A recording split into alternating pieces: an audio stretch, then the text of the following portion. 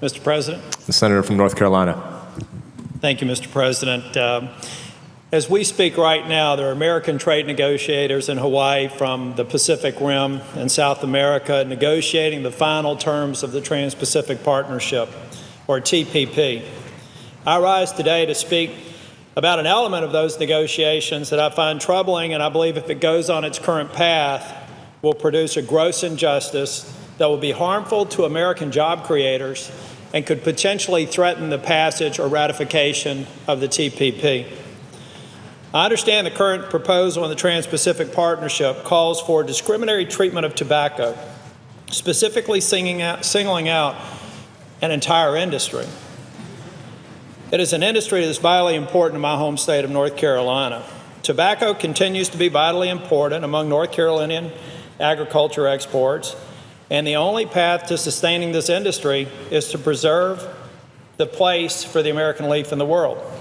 The industry supports over 22,000 jobs in North Carolina, my home state. I rise today, to defend farmers, manufacturers, exporters, from discriminatory treatment in our trade agreements. Today it happens to be tobacco, but I will do this for any crop for as long as I'm in the U.S. Senate. I'm well aware that many states aren't touched by tobacco farming or tobacco product manufacturing, but this is not just about tobacco. This is about American values and fairness. I believe free trade is good, and balanced free trade benefits all parties. For those who think free trade is bad for America, I don't agree.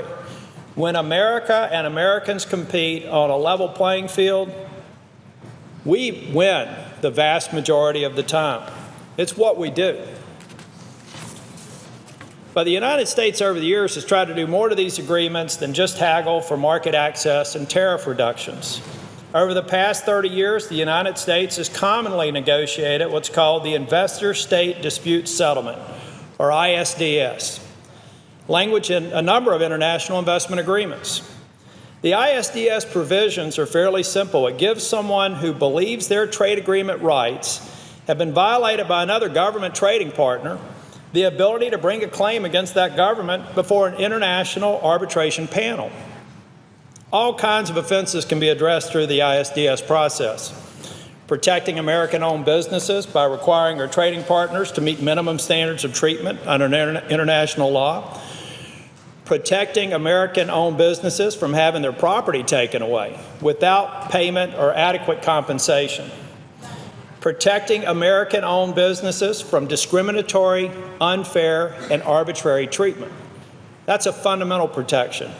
If these sound like American ideals, it's because they are. American ingenuity, combined with these values and ideals, has produced the world's greatest economy, the American economy. Regions of the world that do not share the same views of due process, equality under the law, and protection of private property rights would do well to follow our model. It'll make them a better trading partner, and it'll help their economies thrive. Yet even the U.S. negotiators apparently want to be selective in applying these ideals. And that's really the root of the concern that I have with the discussions going on right now in Hawaii. We cannot afford to be selective when it comes to fairness. Our negotiators have concluded that while some investors are entitled to equal treatment under the law, others aren't. It's odd to me that this would be the posture of any nation, but it's particularly troubling to me that this is the current posture of the negotiators who are responsible for negotiating the Trans-Pacific Partnership. It's ironic that the ideal of equal treatment and due process is being peddled with our trading partners as equal treatment and due process for everyone but some members of the minority. So let's say, my fellow senators, that you're not from a state that's harmed by the current negotiations. You may feel comfortable that this could never happen to you, to a sector in your state's economy, but I believe you should be worried. The current proposal in the TPP creates an entirely new precedent, a precedent that will no doubt become the norm for future trade agreements, where the negotiators get to pick and choose winners and losers. and American businesses and American industries will suffer as a result. Once we allow an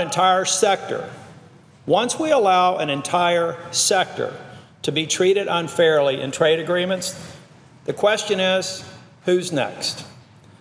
I hold a sincere belief that unfair treatment for one agricultural commodity significantly heightens the risk that more unfair treatment for another commodity lurks right around the corner.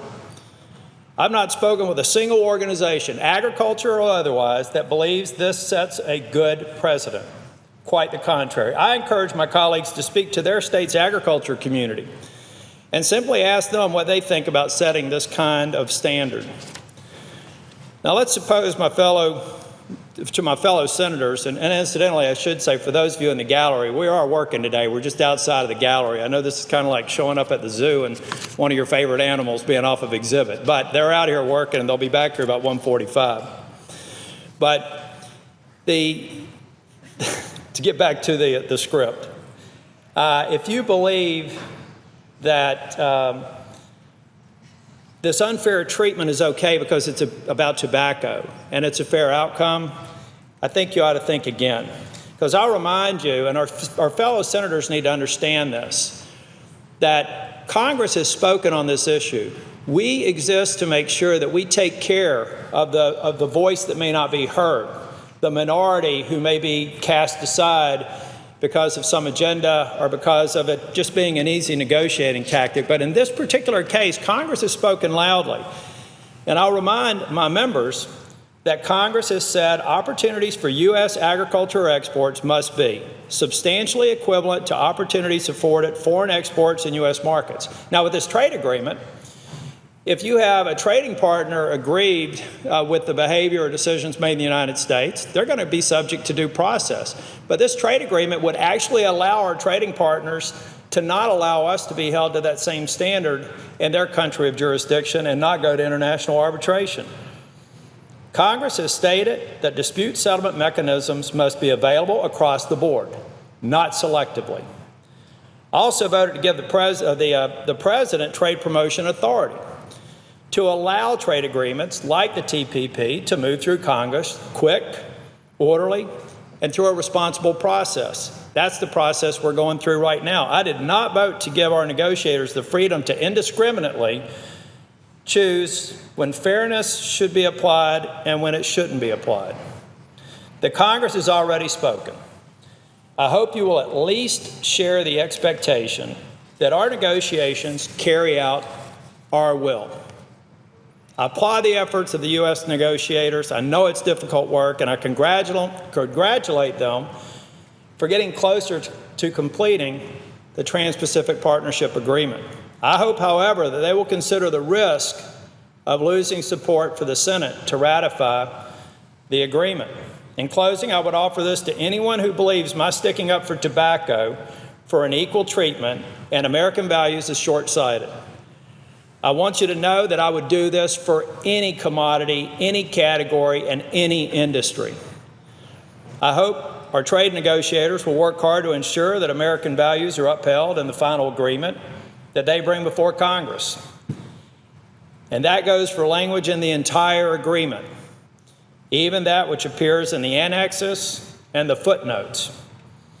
I, for one, and I think many of my colleagues, are concerned with the current status of the trade negotiations on this particular area. There are a number of good things in it. This needs to be worked out.